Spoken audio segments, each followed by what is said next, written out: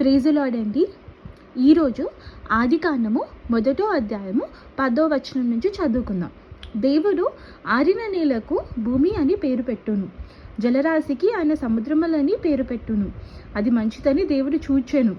దేవుడు గడ్డిని విత్తనములిచ్చు చెట్లను భూమి మీద తమ తమ జాతి ప్రకారము తమలో విత్తనములు గల ఫలమిచ్చు ఫలవృక్షములను భూమి మొలిపించుగాకని పలకగా ఆ ప్రకారం ఆయను.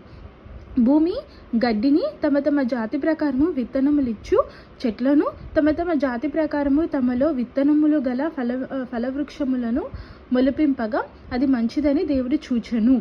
అస్తమయమును ఉదయమును కలగగా 3వ దినం ఆయను. దేవుడు పగటిని రాత్రిని వేరుపరచునట్లు ఆకాశ విశాలమందు జ్యోతులు కలుగును గాకనియు అవి సూచనలను కాలములను దిన సంవత్సరములను సూచించుటకై యుండుగాకనియు భూమి మీద వెలిగిచ్చుటకు అవి ఆకాశ విశాలమందు జ్యోతిలయుండు గాకనియు పలికెను. ఆ ప్రకారం ఆయను. ఆమేన్.